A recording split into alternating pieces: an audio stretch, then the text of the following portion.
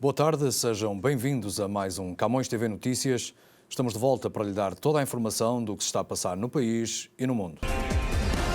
Justin Trudeau esteve hoje numa rara aparição ministerial num comitê da Câmara dos Comuns para responder a perguntas sobre o seu papel na polémica que envolve a organização We Charity. A oposição quer saber porque é que o primeiro-ministro Justin Trudeau escolheu a We para administrar um programa de apoio a estudantes no valor de 912 milhões de dólares. Os conservadores pedem a Trudeau para esclarecer as centenas de milhares de dólares que vários membros da sua família receberam para comparecer em eventos da We. As informações reveladas dão conta que a mãe de Trudeau recebeu cerca de 250 mil dólares por 28 participações em palestras relacionadas com a We entre 2016 e 2020 e o seu irmão Alexandre recebeu 32 mil dólares por 8 eventos. A Agência Canadiana de Inspeção de Alimentos está a alertar os jardineiros para que não plantem sementes não autorizadas que chegaram pelo correio sem serem encomendadas pelos próprios. O governo está a investigar depois de várias pessoas em todo o país terem relatado episódios semelhantes. As autoridades alertam que as sementes não autorizadas podem tratar-se de plantas invasoras ou trazer pragas que podem ser prejudiciais se forem introduzidas no país, ao ponto de causar danos sérios na floresta canadiana. As autoridades informaram que os relatos vêm de várias províncias canadianas e dizem que estão a trabalhar em conjunto com as autoridades americanas. As sementes devem ser entregues às autoridades em vez de serem descartadas ou plantadas. O que começou como uma preocupação da transmissão da Covid-19 numa pequena cidade de South Shore, na Nova Escócia, transformou-se numa grande apreensão de droga no valor de 34 milhões de dólares. Em meados de julho, a embarcação entrou no porto de Lockport para abastecer e o casal do Quebec disse ao dono de uma pequena loja com bombas de gasolina que vinha de uma pequena cidade no Quebec sem casos de Covid-19 e que não tinha motivos para se preocupar. Mas embora o casal não tivesse contraído o novo coronavírus, no dia seguinte foram presos em Halifax e as autoridades apreenderam 270 quilos de cocaína avaliados em 34 milhões de dólares.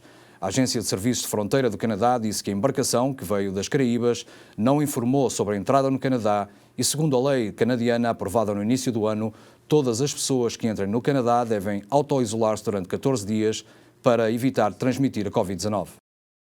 A Shopify divulgou lucros no valor de 36 milhões de dólares no segundo trimestre, quase o dobro da receita. A empresa de tecnologia de Ottawa colheu os benefícios dos bloqueios da Covid-19, que encerrou lojas físicas de comércio durante vários meses. Em dólares americanos, os ganhos ajustados alcançaram 129,4 milhões de dólares e as receitas subiram 97% para 714,3 milhões de dólares, quando no ano anterior tinham sido 362 milhões de dólares. A Shopify diz que a pandemia acelerou a mudança de hábitos dos canadianos, que começaram a comprar mais online, e as novas lojas criadas na plataforma Shopify cresceram 71% no segundo trimestre do ano.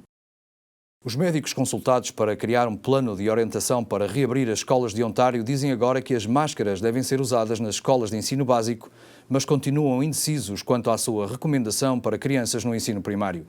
Como parte das novas diretrizes do hospital para a reabertura da escola em setembro, os epidemiologistas do Hospital Sick Kids aconselham que os almoços e os intervalos sejam rotativos para evitar que os alunos se concentrem em grupo. Mas um relatório anterior do Sick Kids rejeitava completamente que os alunos usassem máscaras não médicas e explicava que podia causar ansiedade nas crianças.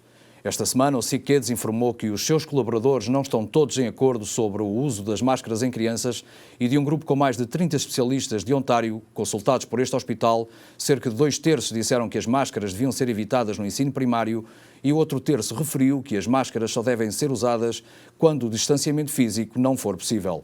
O Sick Kids recomenda ao Governo de Ontário que os alunos do ensino básico e secundário utilizem máscaras. As diretrizes criadas para o regresso às aulas partem do princípio que o número de casos de Covid-19 em Ontário se mantém abaixo dos 200 casos diários. Se os números voltarem a piorar, o Sick Kids recomenda que as aulas voltem a ser virtuais. A partir de hoje, o controle da temperatura começa em fases nos 15 aeroportos mais movimentados do Canadá, incluindo o aeroporto Pearson de Toronto.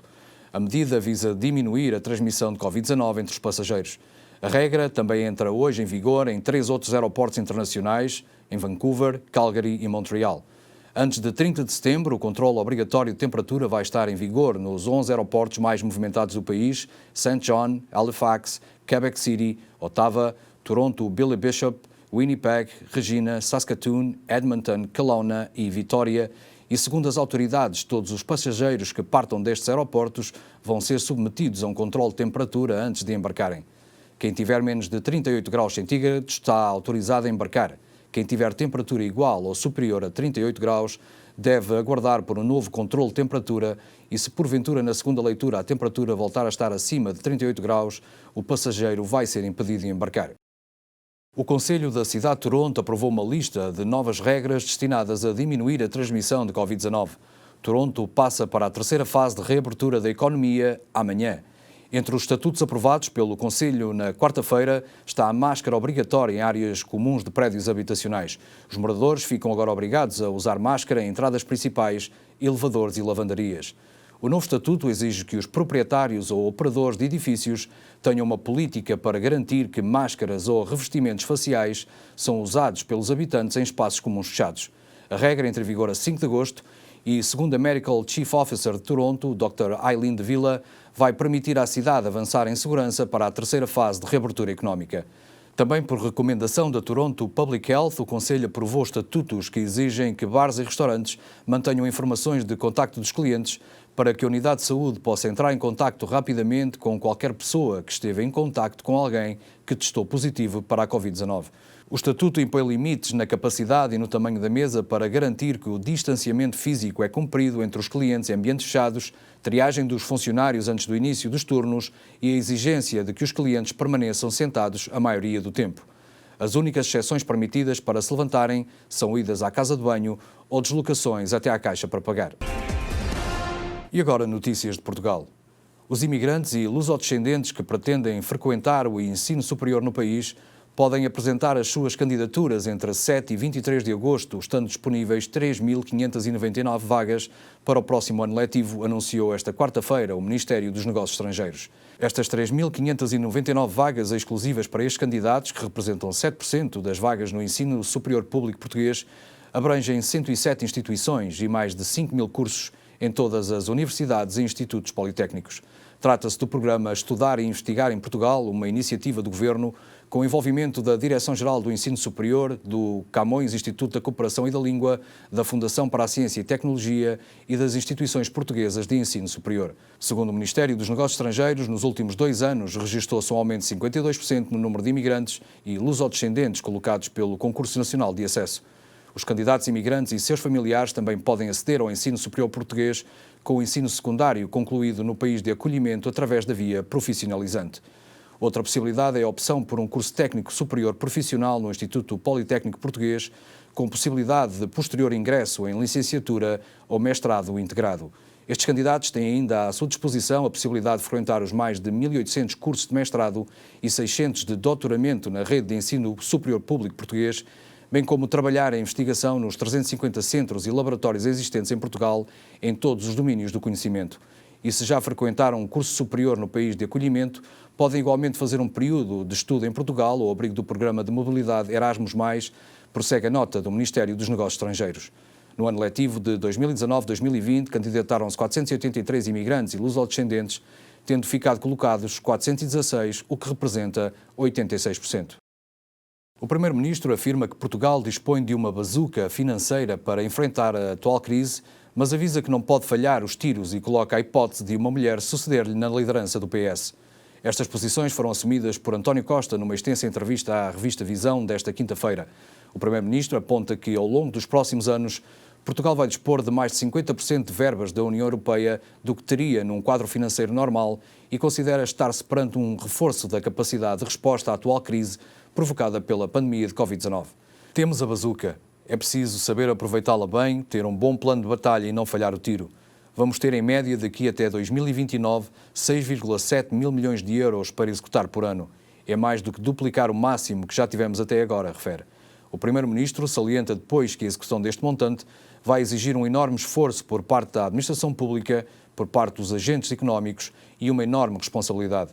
Não podemos queixar-nos da falta de poder de fogo, só podemos queixar-nos se não formos capazes de definir um bom plano de batalha e se não acertarmos bem agora a nossa pontaria. A parte da Europa, a Europa fê-la. Agora cumpre-nos a nós aproveitar bem aquilo que a Europa disponibilizou, avisa. Questionado sobre os custos inerentes à execução do Plano de Recuperação 2020-2030, elaborado para o Governo pelo gestor António Costa Silva, o Primeiro-Ministro contrapõe que o seu Executivo pediu a este professor universitário uma visão estratégica e um orçamento. Essa visão estratégica tem de ser declinada em diferentes instrumentos de execução e esses, sim, têm de ser devidamente orçamentados. O desafio de quem governa é precisamente pegar nessa visão estratégica e dizer como se vai transformar esta visão em ação, sustenta. Nesta entrevista, António Costa volta a rejeitar uma solução de Bloco Central PS-PSD para o país, insistindo na aproximação política às forças à esquerda dos socialistas e desdramatiza a questão da sua sucessão a médio prazo no cargo de secretário-geral do PS. Eu convivo muito bem com eventuais ambições ou com alguém que queira concorrer comigo à liderança. Não é nada que me tire o sono ou que me angustie. O PS tem, felizmente, muitas soluções nas novas gerações. Quem lhe diz que não pode ser uma mulher? Questionou o próprio António Costa. O atual líder socialista frisou, depois de que não tenciona designar sucessor, nem intervir nessa escolha do novo secretário-geral do PS.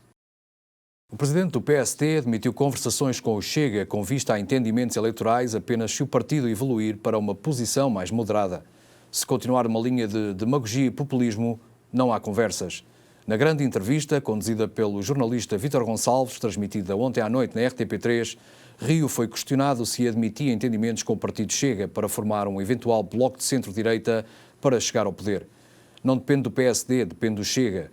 Se o Chega evoluir de uma tal maneira que, embora seja um partido marcadamente direita, em muitos casos de extrema-direita, muito longe de nós, que estamos ao centro, se o Chega evoluir para uma posição mais moderada, eu penso que as coisas se podem entender, afirmou.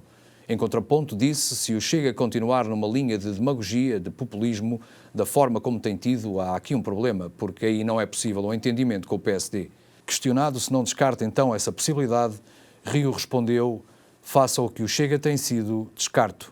Espera que o Chega possa evoluir para um plano um pouco mais moderado, então não estou a dizer que se faça, mas é possível conversar.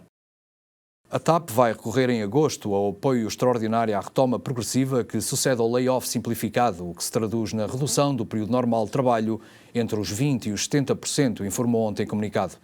Em comunicado ao mercado sobre as medidas para assegurar a manutenção de postos de trabalho na sequência da pandemia Covid-19, a TAP anuncia que, com base nas restrições à mobilidade e nos sinais de procura, o Conselho de Administração entendeu que se mantêm os pressupostos que tiveram na origem do recurso ao programa disponibilizado pelo governo português de apoio à recuperação socioeconómica, o layoff simplificado, e que termina em 31 de julho.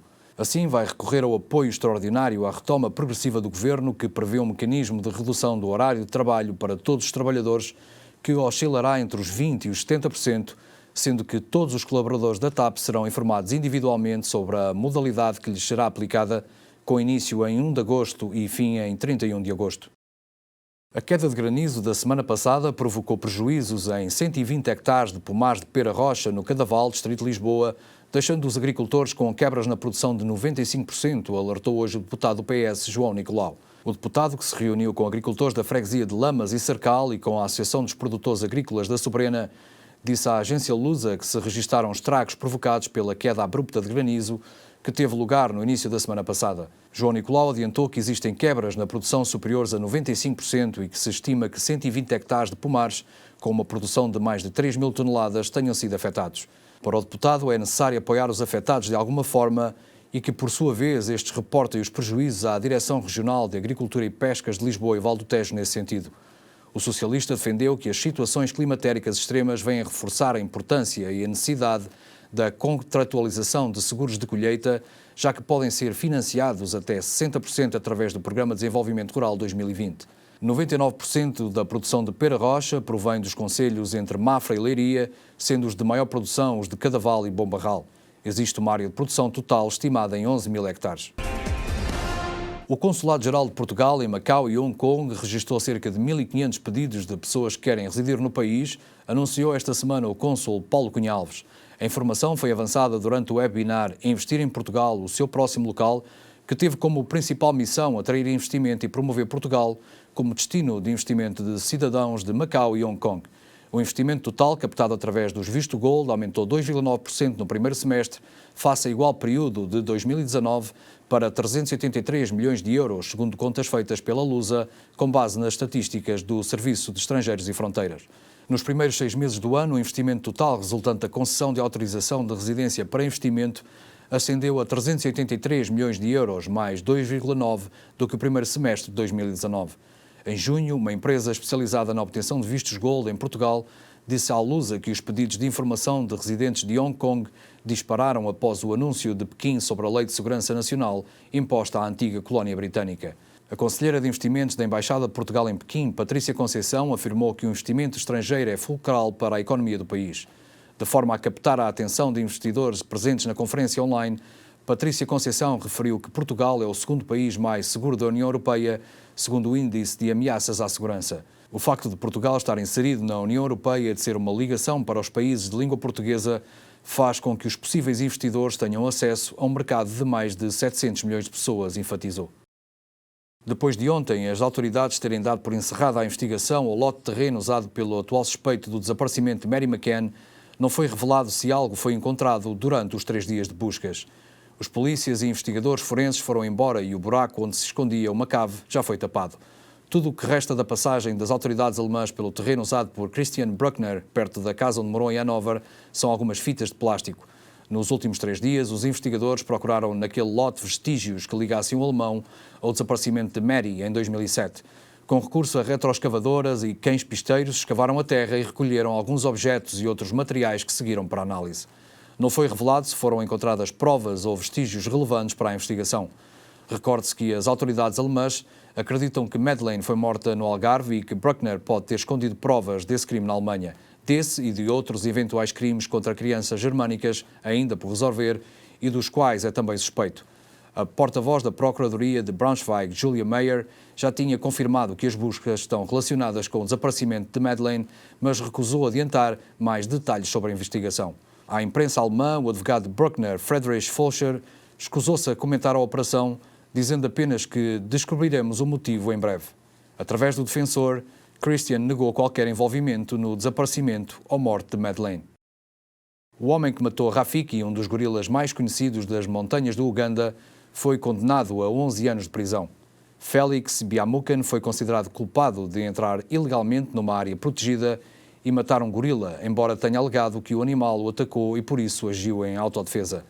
Foi feita justiça por Rafiki, defende a Autoridade de Defesa da Vida Selvagem do Uganda, sublinhando que os gorilas da montanha estão em perigo de extinção, existindo apenas 1000 animais. Rafiki era um gorila prateado com 25 anos, líder de um grupo de 17 gorilas da montanha, que estava habituado ao contacto com o homem por ser uma popular atração turística e fonte de receitas para a preservação da vida animal. A morte de Rafiki deixa o grupo instável e há possibilidade de se separarem. Não há um líder agora, explicou Bashir Anji, da UWA, citado pela BBC. O gorila desapareceu a 1 de junho e o seu corpo foi descoberto no dia seguinte. E agora vamos ao desporto. Pinto da Costa, presidente do Futebol Clube do Porto, esteve reunido esta noite com os elementos da Comissão de Candidatura para agradecer o apoio recebido durante as eleições realizadas em junho e para festejar o 29º título nacional conquistado pelo clube esta época. A final da Taça Portugal, no próximo sábado, também foi abordada pelo presidente dos Dragões. Espero o mesmo de todos os jogos em que entramos. Espero vencer. Sabemos que não se vence sempre. Não há nenhuma equipa do mundo, por mais forte que seja, que vença todos os jogos. Nós esperamos sempre vencer o próximo, que é a final da Taça. Vamos disputá-la com esse espírito para poder oferecê-la aos adeptos que, infelizmente e injustificadamente, não podem estar no estádio Cidade de Coimbra, o que é uma coisa inacreditável, salientou o dirigente portista. Quando vinha para aqui, vi num canal televisivo que vai haver uma tourada com 50% de público. Portanto, é inacreditável que para ver espetar facas e animais já pode ir, para ver um jogo de futebol ao ar livre não pode ir ninguém. É lamentável, mas estamos em Portugal e manda quem pode e não podemos fazer nada, considerou Pinto da Costa, completando: estraga a festa do futebol. Desde pequeno sempre ouvi dizer que a taça era a festa do futebol.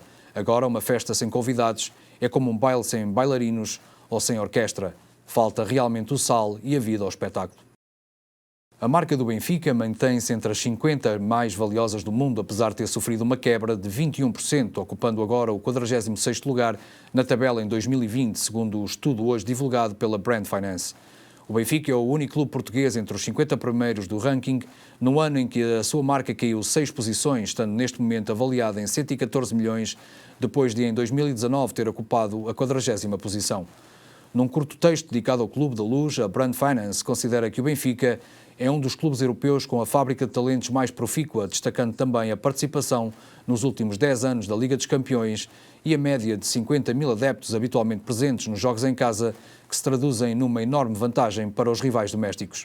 A lista é liderada pelo campeão espanhol Real Madrid, seguido pelo rival Barcelona, e na terceira posição estão os ingleses do Manchester United, e o Liverpool, atual campeão europeu e recentemente campeão inglês, subiu à quarta posição do ranking. A Associação do Futebol para a Vida, criada por jogadores do Campeonato de Portugal, está a angariar fundos para compensar salários em atraso de 14 funcionários do Desportivo das Aves, despromovido à Liga Pro. Eles não têm salários muito altos e choca-me o facto de estarem há vários meses sem receber. Estão em causa uns 4, 5 ou 6 meses de vencimentos em atraso. A ganhar aquilo que ganham e tendo filhos e com contas para pagar, não sei como conseguem sobreviver. É uma situação complicada, contou à agência Lusa o médio Ruben Oliveira.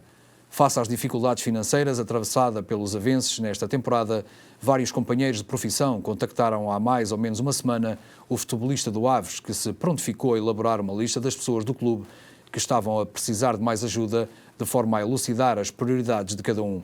A associação disponibilizou-se para ajudar de várias maneiras, tanto financeiramente como a nível de alimentação. Até agora tem ajudado mais na parte financeira.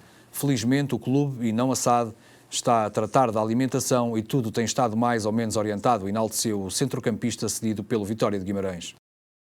Mais de 140 dias passaram desde a interrupção da Liga de Basquetebol norte-americana. A NBA regressa hoje e os jogadores têm vivido numa bolha dentro do complexo da ESPN Wild World of Sports, localizado no Walt Disney World Resort em Orlando. Os cuidados sanitários vão ser exigentes e alguns deles são, no mínimo, curiosos. É um investimento de 145 milhões de euros. A NBA apostou em grande no regresso da competição no resort da Disney World de Orlando, no estado da Flórida, um dos mais afetados pela pandemia de Covid-19 nos Estados Unidos, com mais 9.446 casos e 216 mortes nas últimas 24 horas, de acordo com o jornal New York Times. 22 equipas das 30 da NBA vão entrar na bolha do complexo da ESPN Wild World of Sports, ou seja, apenas aquelas que estavam em lugar de acesso ao play-off ou que, quando a competição parou, a 11 de março, estavam a 6 vitórias ou menos do 8º lugar de cada conferência, Este e Oeste. Para a maioria dos atletas, a vida será muito diferente, luxuosa, mas ainda assim inédita. Durante pouco mais de 3 meses, desde esta quinta-feira até meados de outubro, os jogadores vão estar confinados num resort de um parque de diversões, muito embora não possam utilizar os carrosséis e as montanhas russas. Não podem sair sem autorização e por motivos de força maior, como a morte de um familiar ou o nascimento de um filho ou uma situação de grave urgente. Se alguém tiver mesmo de se ausentar do complexo de Orlando, tem de voltar a fazer quarentena quando regresse e, por isso, não irá participar nos jogos seguintes. Da mesma forma, apenas pessoal autorizado pode entrar na Disney World. Também os jornalistas que acompanham a NBA têm um espaço próprio no resort. Mark Medina, correspondente da NBA para o USA Today, explicou que também ele tem uma pulseira que serve para fazer o check-in, medir os níveis de oxigenação e reportar uma aplicação da NBA se teve ou não sintomas do novo coronavírus. Quanto aos testes da Covid-19, toda a gente é testada diariamente. Antes de terem entrado no ESPN Wide World of Sports, todas as pessoas fizeram quarentena nos respectivos quartos dos hotéis onde estão sozinhos. Escusado será dizer que todos devem evitar ajuntamentos. O protocolo aponta à existência de uma tecnologia que vai emitir um alarme quando o distanciamento de 2 metros não é respeitado. De relembrar ainda que não haverá público nas bancadas. A máscara é obrigatória nos espaços fechados, exceto quando cada pessoa está sozinha, o que deverá acontecer na maioria das horas passadas no resort. Os banhos só podem acontecer nos quartos de cada jogador, uma vez que os balneários estão fechados. As normas prevêem a existência de um anel nos atletas para saber a temperatura, batimento cardíaco e respiração. O Circo Kaiser em Hamburgo, na Alemanha, passa de geração em geração há 200 anos, mas agora está em risco de fechar.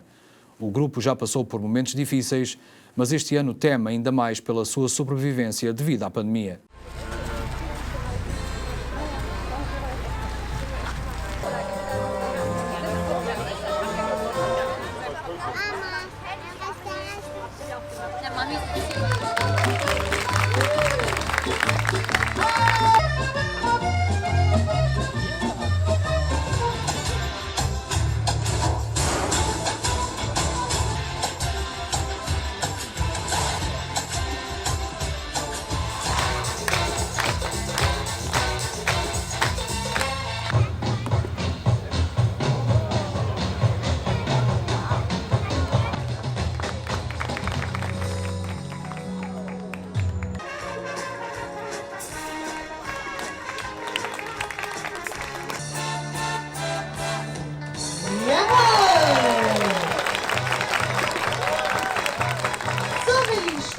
E assim chegamos ao final do Camões TV Notícias de hoje.